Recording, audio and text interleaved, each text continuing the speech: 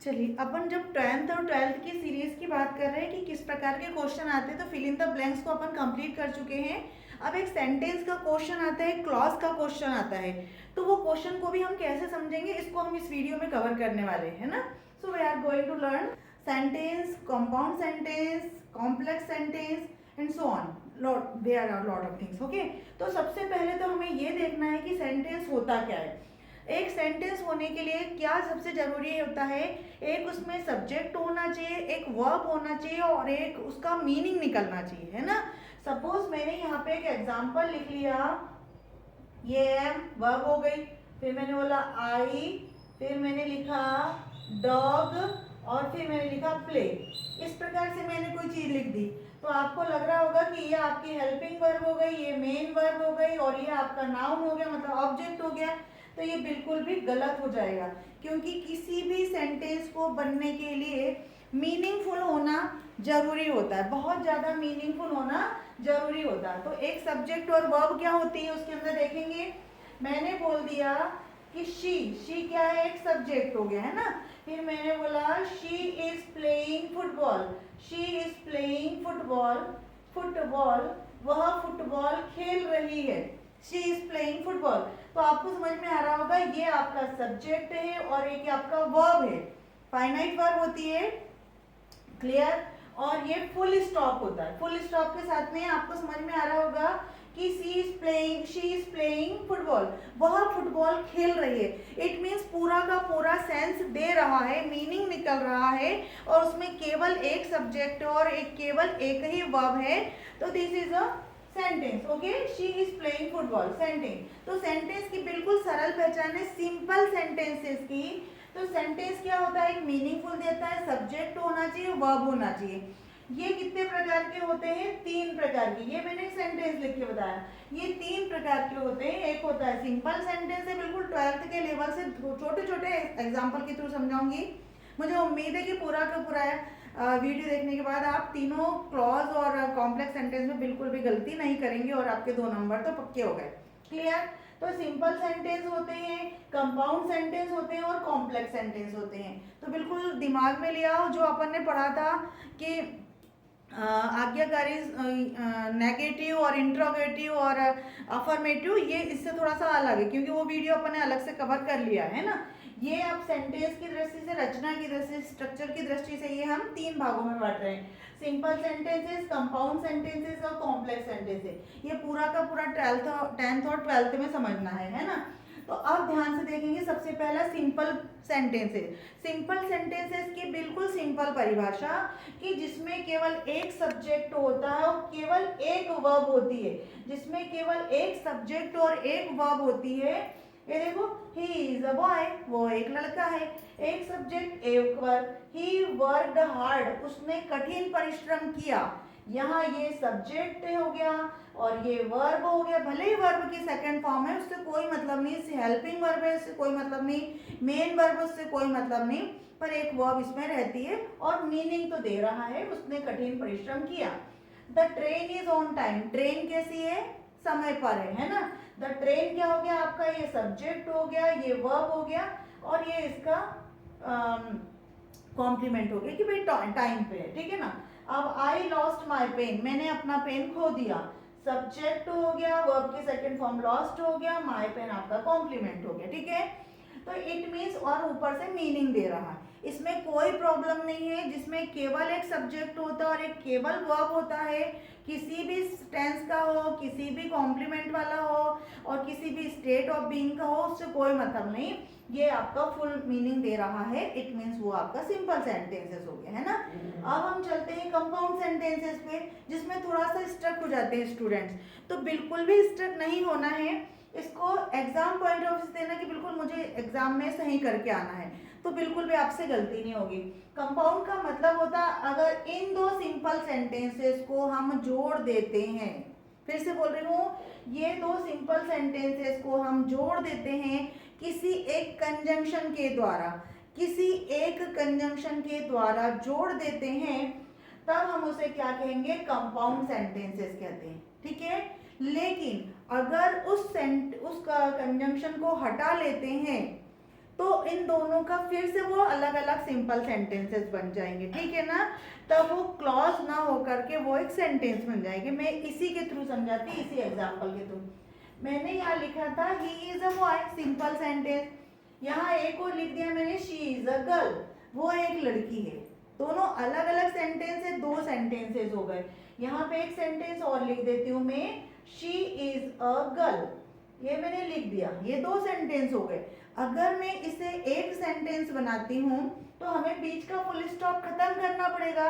तो ये बीच का फुल स्टॉप खत्म कर दिया और मैंने यहाँ लिखा he is a boy but she is a girl, वो एक लड़का है परंतु वो एक लड़की है। क्लियर। काय से जोड़ा अपन ने इसको, बट से जोड़ा।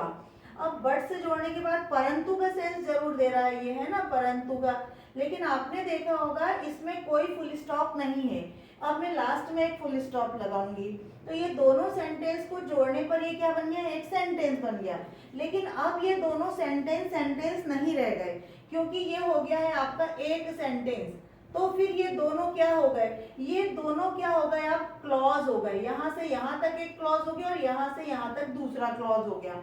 ये क्लॉज क्या है बेटा, क्लॉज कुछ भी गलत नहीं है, छोटा सा एक ग्रुप ऑफ वर्ड्स होता है। ये मैं पहले वीडियो में कवर कर चुकी, पर अभी केवल एग्जाम पॉइंट ऑफ व्यू से समझिए कि क्लॉज जो होता है ग्रुप ऑफ वर्ड होता है, कभी पूरा मीनिंग देता भी है और कभी मीनिंग नहीं भी देता है, लेकिन उसमें एक सब्जेक्ट और वर्ब होता ही होता है। क्लियर। देखेंगे एक सेंटेंस में दो क्लॉज भी हो सकते हैं और तीन क्लॉज भी हो सकते हैं, ठीक है। किसी कंजंक्शन के थ्रू उसे जोड़ा जा सकता है। देखते हैं, मैंने पहले इसको बोला था कि एक सेंटेंस है ना, लेकिन अब यहाँ से सेंटेंस की परिभाषा है ना, फुल स्टॉप लगता है, पहला कैपिटल लेटर से शुरू होना चाहिए, मीनिंग देना चाहिए, है ना। तो अब यहाँ पे तो मीनिंग तो दे रहा है, बट यहाँ से अपन ने क्या हटा दिया, फुल स्टॉप हटा दिया, बट से जोड़ दिया। तो फिर वही यहाँ से यहाँ तक क्या हुआ, क्योंकि सब्जेक्ट तो एज इट इज है इसका, और ये वर्ब भी है, और ये इसका कॉम्प्लीमेंट भी है, मीनिंग भी दे रहा है, ही इज अ बॉय बिल्कुल दे रहा है, और एकदम स्वतंत्र भी अपने आप में कहने के लिए कि वो स्वतंत्र है, भाई वो एक लड़का है। तो ये आपका मेन क्लॉज भी कहलाएगा। क्या कहलाएगा बेटा, मेन क्लॉज भी कहलाएगा बच्चों। क्लियर। यहाँ तक आपको कोई प्रॉब्लम नहीं होगी, लेकिन जैसे ही बट जुड़ जाएगा तो आपको लगेगा ma'am but she is a girl, परंतु वह एक लड़की है। तो आपको लग रहा होगा कि परंतु वह एक लड़की है, मतलब कुछ तो भी अधूरा है। अधूरा है इट मीन्स इसको किसी और की सहायता की जरूरत है। ये इसके साथ है इसीलिए ये पूरा कहला रहा है कि he is a boy but she is a girl. लेकिन जब इसको हटा दिया जाएगा but she is a girl, तो बट्स मतलब कुछ समझ में आ रहा है कि इसके आगे कुछ तो भी था, अकेला नहीं था ये। इट मीन्स ये तो एन क्लॉज है, अपने आप में स्वतंत्र है, कहीं भी घूम सकता है। तो ये एक इंडिपेंडेंट क्लॉज हो गया। क्या हो गया, ये इंडिपेंडेंट क्लॉज हो गया। क्लॉज की क्या पहचान बताई मैंने, एक सब्जेक्ट होना चाहिए, एक वर्ब होना चाहिए, कभी मीनिंग पूरा देता भी है कभी नहीं देता। कैसे मीनिंग पूरा देता है, यहाँ तो पूरा मीनिंग दे रहा, लेकिन अगर यहाँ पे देखा जाए बट शी इज गर्ल, पर वो लड़की है, पर वो एक लड़की है, तो पर मतलब कुछ आगे तो भी है, अधूरा सा दिख रहा है, तो अधूरा सेंस दे रहा है ये। सब्जेक्ट तो इसका यहाँ पे भी है, वर्ब तो इसका यहाँ पे भी है, और ये आपका कंजंक्शन जुड़ गया है ना। तो कंजंक्शन जुड़ गया तो परंतु से फिर एक क्लॉज आ गया, मतलब इस क्लॉज को इसकी जरूरत थी, बिल्कुल है इसको उसकी जरूरत। तो ये हो गया बेटा डिपेंडेंट क्लॉज। क्या हो गया, ये डिपेंडेंट क्लॉज हो गया। क्या हो गया, डिपेंडेंट क्लॉज हो गया। लेकिन अब ध्यान देंगे कि ये जो बट था वो कंजंक्शन था, हाँ बिल्कुल कंजंक्शन था। तो केवल एफ बट ही लगाना है क्या, बिल्कुल भी नहीं लगाना है ऐसा। क्या होता है, मैंने कुछ यहाँ पे कोऑर्डिनेट कंजंक्शन लिखे हुए हैं, तो कोऑर्डिनेट कंजंक्शन को हम कैसे पढ़ेंगे, फैन बॉय से याद कर लेंगे। ये कुछ कंजंक्शन होते हैं जिनसे हम सेंटेंस को जोड़ सकते हैं। बिल्कुल भी नहीं घबराना, फैन बॉय का मीनिंग बताती हूँ मैं अभी। मैंने बोला एक एग्जांपल और देख लो पहले, शी इज प्लेइंग फुटबॉल, वह फुटबॉल खेल रही है, वह फुटबॉल खेल रही है, एंड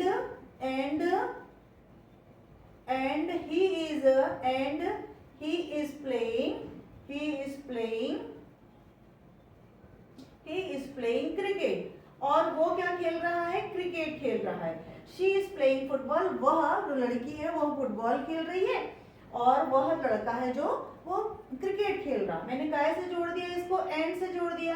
देखो यहाँ पे भी सब्जेक्ट है, यहाँ पे भी वर्ब है, मीनिंग दे रहा है, लेकिन यहाँ पे भी सब्जेक्ट है और ये भी वर्ब दे रहा है। तो यहाँ से यहाँ तक तो एक क्लॉज समझ में आ रहा है, शी इज प्लेइंग फुटबॉल, बिल्कुल इंडिपेंडेंट है, किसी से किसी की जरूरत नहीं। कोई मिलेगा तो भी तो उसको मिला लेंगे, बट अगर नहीं भी है तो उसका मीनिंग पूरा आ रहा। इसलिए ये क्या हो गया आपका मेन क्लॉज हो गया, मेन क्लॉज हो गया, और साथ ही साथ में इंडिपेंडेंट क्लॉज हो गया। इंडिपेंडेंट क्यों? क्योंकि इसको किसी सहारे की जरूरत नहीं है, ठीक है ना। लेकिन यहाँ पे देखेंगे और वह क्रिकेट खेल रहा है, ठीक है ना। और वह क्रिकेट खेल रहा है मतलब थोड़ा अधूरा लग रहा है कि कुछ तो भी आगे रहा होगा या पीछे रहा होगा, क्लियर। अब और लगा है तो इसके मतलब कुछ रहा होगा, मतलब इसको किसी सहारे की जरूरत है। तो ये हो गया आपका डिपेंडेंट क्लॉज, किसी के लिए डिपेंडेंट की जरूरत पड़ रही है उसको, डिपेंडेंट क्लॉज, है ना। अब क्लॉज क्यों हुआ मैंने बताया, इसमें एक सब्जेक्ट है और एक वर्ब है और एक ऊपर से कंजंक्शन भी है, कंजंक्शन भी रहता है ना, और ऊपर से आधा सा मीनिंग दे रहा, मीनिंग पूरा पूरा नहीं निकल रहा है। तो ये डिपेंडेंट क्लॉज हो गया, ये कंजंक्शन हो गया एंड। तो फिर मैम ये फैन बॉय क्या है, बिल्कुल बताती हूँ। ये जो फैन बॉय है तो एफ डिनोट्स, एफ से क्या हो जाएगा बेटा, फॉर ना, तो क्योंकि, यहाँ पे क्योंकि के लिए का सेंस नहीं आएगा यहाँ पे, है ना, इसलिए का सेंस आएगा, सॉरी इसलिए का सेंस आएगा फॉर, है ना। तो और दूसरा यहाँ पे आ गया आपके पास ए फॉर एंड, है ना, डिनोट्स टू एंड, है ना, डिनोट्स एंड। अब देखेंगे एंड हो गया, फिर एन काय के लिए डिनोट कर रहा है, नॉर के लिए कर रहा है, बी काय के लिए कर रहा है, बट के लिए कर रहा है। फिर क्या बच गया आपके पास, और काय के लिए कर रहा है, और के लिए कर रहा है, या बोलते हैं जिसको, यहाँ यहाँ परंतु, यहाँ नहीं, यहाँ एंड और ये, है ना। फिर अपने पास आ गया वाई होता है यट, यानी अभी भी। फिर एस आ जाएगा आपके पास सो यानी इसलिए, है ना, इसलिए, और ये क्योंकि, है ना। ये दोनों चीजें क्लियर हो गई। फैन बॉयज, तो ये इसके अलावा आपको कंपाउंड सेंटेंस बनाने में बिल्कुल भी तकलीफ नहीं होगी। इसको लगा के देखते हैं अपन, एक बार और एक दो लगा करके देखेंगे तो आपको समझ में आ जाएगा। एक एग्जांपल और देती हूं मैं, क्लियर। चलो, शी इज इल, वो बीमार है, देखो यहाँ पे लिख रहा है सब्जेक्ट, ये वर्ब, और ये एक सेंटेंस हो गया, है ना। शी इज इल बिल्कुल स्वतंत्र है, वो बीमार है, सेंटेंस हो गया। बट मुझे अब इसको क्लॉज में परिवर्तित करना और एक नया सेंटेंस भी बनाना है। She is ill, she didn't come, वो नहीं आई। ये भी अपने आप में स्वतंत्र है कि बिल्कुल वो नहीं आई, बीमार है वो नहीं, वो बीमार है वो नहीं आई, क्लियर। लेकिन अब मैंने इसको फुल स्टॉप को हटाया और यहाँ लगा दिया सो, क्लियर। शी इज इल, अब ये वाला तो एक अकेला था तो ये मीनिंग दे रहा है, इसलिए मेन क्लॉज हो गया। ये सेंटेंस का में कन्वर्ट हो गया क्लॉज में, क्यों? क्योंकि अपन ने यहाँ से फुल स्टॉप हटा दिया और सो लगा दिया। सो क्या है आपका, कंजंक्शन लगाने से क्या हो गया, दोनों सेंटेंस को ज्वाइंट कर दिया। कंजंक्शन का मीनिंग है ज्वाइंट करना। अब देखो जो शी डिडंट कम, वो नहीं आई, ये जो इंडिपेंडेंस था, अब यहाँ से पढ़ के देखो, इसलिए वो नहीं आई। कैसा लग रहा है आपको? अधूरा सा लग रहा होगा, मतलब ऐसा लग रहा होगा किसी दूसरे की जरूरत है इसको, है ना। इसका मतलब इस वाले सेंटेंस की जरूरत है, शी इज इल, इसलिए वह नहीं आई, वो बीमार है इसलिए वो नहीं आई, क्लियर। तो फिर इसमें कैसा दिख रहा है, ये सब्जेक्ट तो दिख रहा है और ये वर्ब भी दिख रहा है, ये भी वर्ब दिख रही है, ये भी ठीक है। तो फिर ये क्लॉज तो हो गया, लेकिन सो से पढ़ के देखो, सो कंजंक्शन भी जुड़ा है उसमें, तो ये हो गया आपका डिपेंडेंट क्लॉज। किस पे डिपेंड हो गया, ये मेन क्लॉज पे, जो जिसको क्या कहते हैं अपन, इंडिपेंडेंट कहते हैं। क्या कहते हैं इसको अपन, इंडिपेंडेंट क्लॉज कहते हैं, और इसे कहते हैं डिपेंडेंट क्लॉज। देखो मैंने बट लगा दिया, सो लगा दिया, और क्या लगा दिया था, एंड लगा दिया। इस प्रकार से आप इनको लगा करके दो सेंटेंस को लगा करके एक कंपाउंड सेंटेंस बना सकते हैं। कैसे सेंटेंस हुआ, ये क्लॉज हो गया, ये क्लॉज हो गया और एक सेंटेंस हो गया, ये क्लॉज हो गया, ये क्लॉज हो गया, एक सेंटेंस हो गया। यानी दो सेंटेंस को, अब डेफिनेशन ध्यान से सुन लो, दो सिंपल सेंटेंस को जब कभी कोऑर्डिनेट कंजंक्शन के द्वारा जोड़ा जाता है और उसका एक सेंटेंस बन करके दो क्लॉज उसमें हो जाते हैं, एक होता है डिपेंडेंट क्लॉज और एक होता है इंडिपेंडेंट क्लॉज। इनसे बनी रचना को हम क्या कहते हैं, कंपाउंड सेंटेंस कहते हैं। क्लियर। अभी कंपाउंड सेंटेंसेस के लिए कौन कौन से कंजंक्शन जरूरी होते हैं, तो F for, F for, O for or, R pen boy, N for nor, B for boy, O for or, Y for अभी, yet, S for so। ये लगने से क्या बन जाएंगे, आपके कंपाउंड सेंटेंस बन जाएंगे। यहाँ तक आपको कोई प्रॉब्लम नहीं है ना, मुझे लग रहा है कि आपको इतना समझ में आया। लेकिन थोड़ा सा आप कॉम्प्लेक्स सेंटेंस की तरफ भी चलते हैं, जो भी हमारा 12th का सिलेबस है ना। अब हम थोड़ा सा कंपाउंड सेंटेंस पे चलेंगे, जिसमें हल्का सा आपको थोड़ा सा ज़्यादा दिमाग खर्च करने की जरूरत है, पर मैं छोटे छोटे सेंटेंस के थ्रू समझाऊंगी तो आपको बिल्कुल भी नहीं घबराहट होगी। ठीक है, चलो मैं अब अगला एग्जांपल आपके सामने रखती हूँ और देखती हूँ कि आपको कितना समझ में आ रहा है। मैंने ये बोला कि मेरा ये वही पेन है, मैंने कुछ एग्जाम्पल यहाँ दिखे थे, मैंने मिटा दिया। ये मेरा वो पेन है जो खो गया था कल। मैंने बोला I lost my pen, I lost my pen, मैंने अपना पेन खो दिया। ये सब्जेक्ट हो गया, ये वर्ब हो गया और ये आपका कॉम्प्लीमेंट हो गया ना, ठीक है ना। फिर मैंने बोला कि आई BOUGHT बॉट यस्टरडे, मैंने कल खरीदा था, मैंने खरीदा था, कल खरीदा था। बिल्कुल दो सेंटेंस है, मैंने अपना को पेन घुमा दिया, ठीक है, मैंने कल खरीदा। तो दोनों सिंपल सेंटेंसेस हैं, इसमें भी सब्जेक्ट है, इसमें भी वर्ब की सेकंड फॉर्म है, बट है वर्ब, है ना। चलो दोनों पे फुल स्टॉप लगा, अपने आप में कंप्लीट हो रहे हैं ना। लेकिन मैंने क्या किया, आई लॉस्ट माई पेन, मैंने फैन बॉय लगाया था कंपाउंड में, लेकिन यहाँ पे मैं फैन बॉय के अलावा कुछ और लगाऊंगी। देखो यहाँ पे आई लॉस्ट माई पेन, अब चूंकि पेन क्या है, पेन क्या है, नेगेटिव थिंग्स है, तो बोलूंगी विच आई बॉट यस्टरडे, जिसे यहाँ पे विच कोई प्रश्न नहीं कर रहा है, किसे नहीं बोल रहा है, किसे बिल्कुल नहीं बोल रहा है, वहां बोल रहा है जिसे। मैंने जब प्रोनाउन पढ़ाया था तब भी आपको समझाया था कि रिलेटिव प्रोनाउन होते हैं, इसको रिलेट करते किसी चीज को, है ना। तो ये विच यहाँ पर जिसे का सेंस दे रहा है। आई लॉस्ट माई पेन, जिसे आई बॉट यस्टरडे, जिसे मैंने कल खरीदा था, जिसे मैंने कल खरीदा था। अब लगा के देखेंगे, ये एक सेंटेंस था, ये एक सेंटेंस था, किसके द्वारा जुड़ गया, किसी कंजंक्शन के द्वारा, प्रोनाउन के द्वारा जुड़ गया, है ना। ये कंजंक्शन का काम कर रहा है यहाँ पे। तो ये क्लॉज तो आपको अभी भी समझ में आ रहा होगा कि आई लॉस्ट माई पेन, मैंने मेरा पेन खो दिया। क्लियर। लेकिन यहाँ से पढ़ के देखो, विच आई बॉट यस्टरडे, जिसे मैंने कल खरीदा था। तो जिसे क्या खरीदा था, अधूरा सा लग रहा है, कुछ लग रहा है कि इस पे कुछ आगे होना चाहिए था, तो फिर आपको यहाँ पे कंप्लीट करने के लिए इसको पढ़ना पड़ेगा। तो ये आपका मेन क्लॉज हो गया, ये आपका मेन क्लॉज हो गया, और या फिर इंडिपेंडेंट क्लॉज हो गया, इंडिपेंडेंट क्लॉज हो गया। बट ये इसके ऊपर डिपेंड है, तो ये आपका डिपेंडेंट क्लॉज हो गया, डिपेंडेंट क्लॉज हो गया। लेकिन अब ध्यान से सुनो मेरी बात, I lost my pen which I bought yesterday, इसका तो मीनिंग ही बदल गया ना, इसका तो मीनिंग ही बदल गया कि जिसे मैंने कल खरीदा था। यानी इसके बगैर ये अधूरा है, इसके बगैर ये अधूरा है। इट मीन्स कि वहां तो हम बट हटा रहे थे, ये कर रहे थे, तो समझ में आ रहा था, लेकिन इसको रिलेट कर रहे हैं हम, इसका पूरा का पूरा रिलेट इससे जा रहा है, इसीलिए इसे हम क्या कहते हैं, कॉम्प्लेक्स सेंटेंस कहते हैं। क्या कहते हैं, कॉम्प्लेक्स सेंटेंस कहते हैं, ठीक है ना।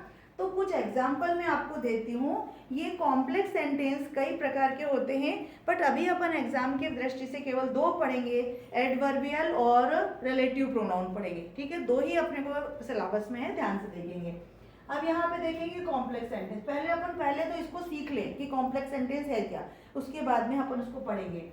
अब देखो अगर आपके पास व्हाट लगा करके कोई चीज जोड़ दी है, दैट लगा करके कोई जोड़ दी है, और हु लगा करके कोई चीज जोड़ दी, हु मतलब लिविंग थिंग्स के लिए, और विच लगा करके कोई चीज जोड़ दी है, तो ये बिकॉज वगैरह भी लगेंगे। अभी मैं इसको समझा रही हूँ। बिकॉज है, सो दैट है, उनको भी मैं पढ़ाऊंगी, ये भी लग सकता है। पर अभी हम इसके साथ काम कर रहे हैं क्योंकि रिलेट कर रहे हैं किसी से रिलेटिव प्रोनाउन के, तो दोनों चीजें एक साथ कंप्लीट हो जाएगी, है ना।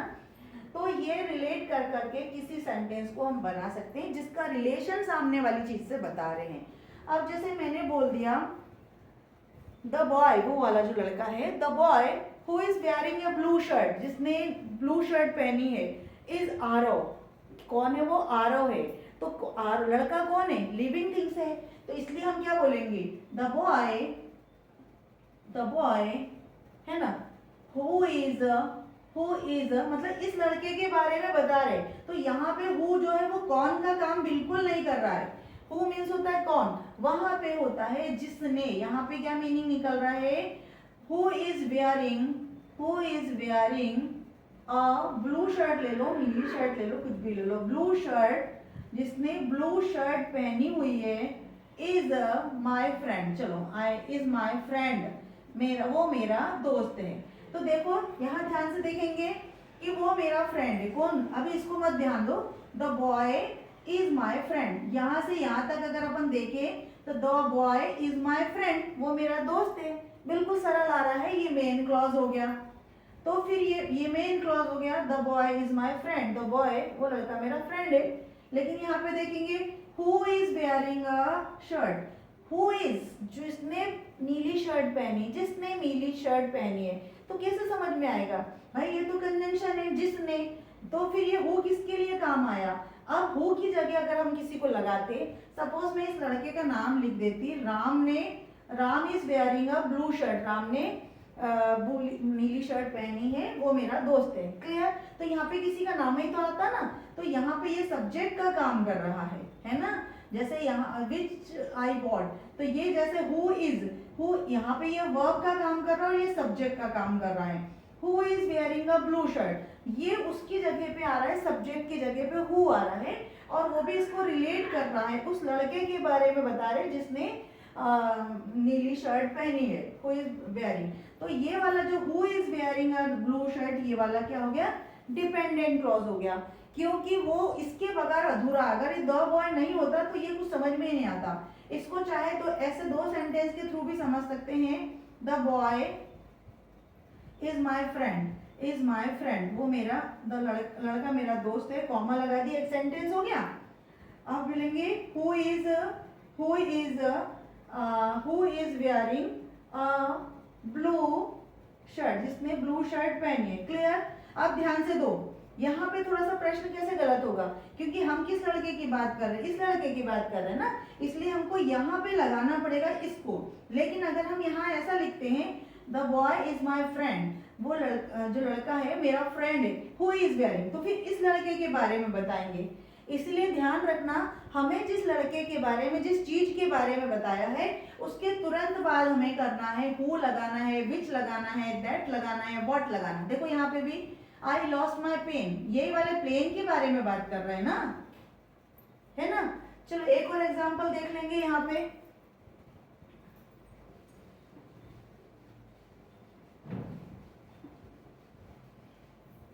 देखेंगे, you gave me pen, you gave me a pen, तुमने मुझे एक पेन दिया, ठीक है ना। तुमने मुझे एक पेन दिया, ठीक है ना। दैट आई लाइक मच, जो मुझे बहुत पसंद आया।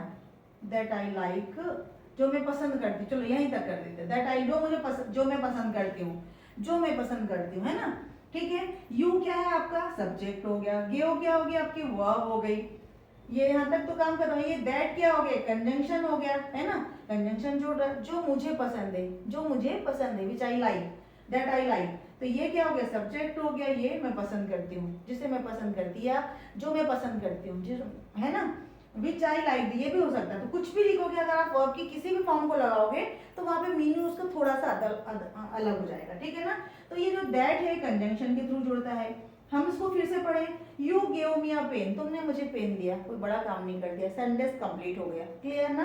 तो ये हो गया आपका मेन क्लॉज, मेन क्लॉज हो गया, है ना। अब तो मुझे नहीं लगता कि आपको अलग से समझाना पड़ेगा ना। दैट आई लाइक, अब ये दैट आई लाइक जो मुझे पसंद है, जो मुझे पसंद है, जो मैं पसंद करती हूँ, क्या पसंद करती हूँ मैं, अधूरा सा लग रहा है ना। तो ये हो गया आपका डिपेंडेंट क्लॉज। डिपेंडेंट क्लॉज की पहचान क्या बताई थी मैंने आपको, डिपेंडेंट क्लॉज की पहचान बताई थी, सब्जेक्ट होना चाहिए, CLAUSE, सब्जेक्ट होना चाहिए, यहाँ भी सब्जेक्ट है, यहाँ भी सब्जेक्ट है, यहाँ भी वर्ब है, यहाँ पे भी वर्ब है। तो ये क्लॉज हो गए, दो क्लॉज हो गए, यहाँ से यहाँ तक का एक क्लॉज हो गया और यहाँ से यहाँ तक का एक क्लॉज हो गया, क्लियर। तो यहाँ पे मैंने काम आपका खत्म कर दिया। अब मैं एक ऐसा वाला बना के बताती, बिकॉज के साथ बताती, फिर आपको क्लियर कर दूंगी नेक्स्ट वीडियो में कि ये एडवर्बियल क्लॉज क्या होते हैं और रिलेटिव क्लॉज क्या होते हैं। हाँ, यहीं पे समझ जाओ इसको। देखो ये क्या कर रहे हैं, हु, दैट, व्हाट, विच, ये क्या कर रहे हैं, इसको रिलेट कर रहे हैं। देखो ये किसको रिलेट कर रहे हैं, इसको रिलेट कर रहे हैं, ये किसको रिलेट कर रहे हैं, इसको रिलेट कर रहे हैं। तो जहाँ पे विच ये प्रोनाउन लगते हैं ना, विच, व्हाट और हु और दैट, यदि आपके पास हु लिविंग थिंग्स के लिए, तो यदि ये आप दिखते हैं आपको और इससे रिलेट करके कोई चीज क्लॉज जुड़ा हुआ है तो ये आपका रिलेटिव प्रोनाउन हो जाएगा। बट एक एग्जांपल मैं यहाँ पे बिकॉज वाला लिख करके देती हूँ क्योंकि एडवर्बियल क्लॉज भी आपके आते हैं, क्लियर। तो पहले इसको एग्जांपल समझेंगे फिर मैं समझाती हूँ एडवर्बियल होते क्या है,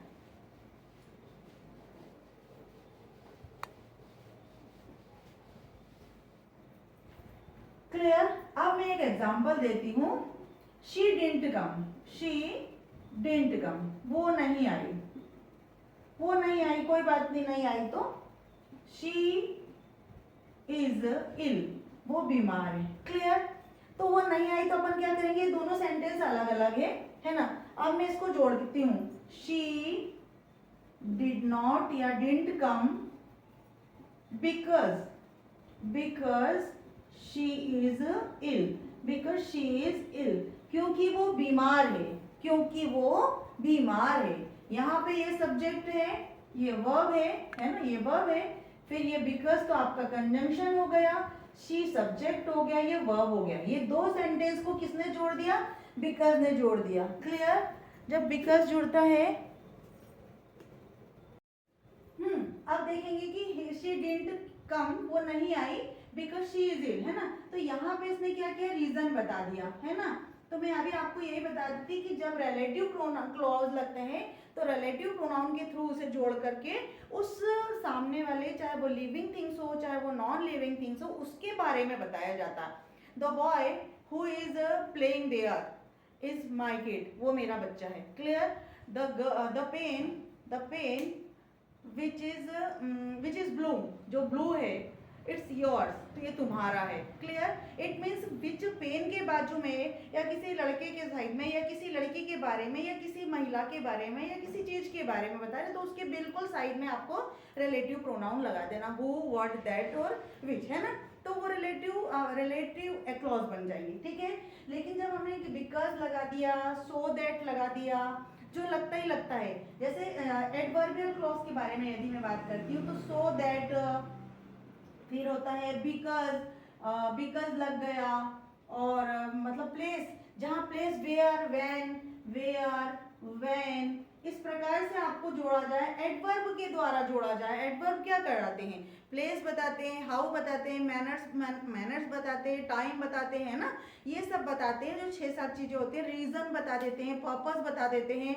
तो इस प्रकार से जब एडवर्ब को जोड़ करके हम किसी क्लॉज को जोड़ते हैं, किन्हीं दो क्लॉज को किसी एडवर्ब के द्वारा जोड़ते हैं, मीनिंग निकलता है कहाँ से, कैसे से, कब, टाइम निकलेगा, प्लेस निकलेगा, रीजन बनेगा, पर्पस बनेगा, तो वो जब जुड़ा रहता है उसे हम एडवर्बियल क्लॉज कहते हैं। तो ये भी एग्जाम्पल में आते हैं, एग्जाम में आते हैं। तो कल का जो पूरा वीडियो, इसके नेक्स्ट वाला जो वीडियो होगा वो पूरा का पूरा एडवर्बियल क्लॉज के ऊपर होगा और मुझे लगता है कि आप इसका वेट कर सकते हो और एग्जाम की तैयारी कर सकते हो। Thank you.